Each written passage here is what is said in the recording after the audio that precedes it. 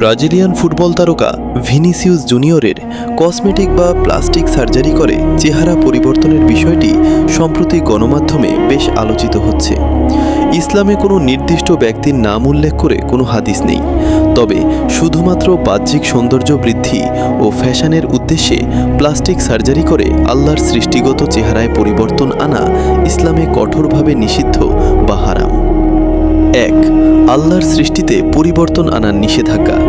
আব্দুল্লাহ ইবনে মাসউদ রাদিয়াল্লাহু আনহু থেকে বর্ণিত, তিনি বলেন, আমি আল্লাহ রাসূল সাল্লাল্লাহু আলাইহি ওয়াসাল্লামকে লানত করতে শুনেছি ওই সব নারীদের ওপর যারা শরীর উৎকীর্ণ করে, যারা সৌন্দর্য বৃদ্ধির জন্য ভ্রু উপড়ে ফেলে এবং সৌন্দর্য বাড়ানোর জন্য দাঁতের মাঝে ফাঁক সৃষ্টি করে, যারা আল্লাহর সৃষ্টিকে পরিবর্তন করে। সহিহ বুখারী 2।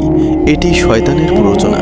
পবিত্র কুরআনে আল্লাহ তাআলা শয়তানের একটি চ্যালেঞ্জের কথা উল্লেখ করেছেন, যেখানে শয়তান বলেছিল, এবং আমি অবশ্যই তাদেরকে নির্দেশ দেব, ফলে তারা আল্লাহর সৃষ্টিকে পরিবর্তন করবে। অতএব কোনো রোগ বা শারীরিক ত্রুটি ছাড়া কেবল বিলাসী সৌন্দর্য বর্ধনের জন্য মুখমণ্ডলের অবয়ব বদলে ফেলা শয়তানের অনুসরণের শামিল। 3. কখন প্লাস্টিক সার্জারি করা জায়েজ? ইসলামী শরীয়তে চিকিৎসার উদ্দেশ্যে বা কোনো বিশেষ ক্ষতি দূর করার জন্য প্লাস্টিক সার্জারি করা সম্পূর্ণ বৈধ বা জায়েজ।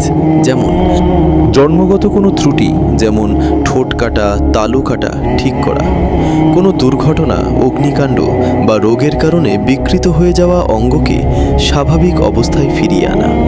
এর সপক্ষে হাদিসের দলিল, সাহাবী আরফাজা বিন আসিয়াদ রাদিয়াল্লাহু আনহু এর নাক কুলাব নামক যুদ্ধে কেটে গিয়েছিল। তিনি প্রথমে রূপার একটি কৃত্রিম নাক তৈরি করেন, কিন্তু তাতে দুর্গন্ধের সৃষ্টি হয়। পরবর্তীতে রাসূলুল্লাহ সাল্লাল্লাহু আলাইহি ওয়াসাল্লাম তাকে একটি সোনার নাক তৈরি করার নির্দেশ দেন।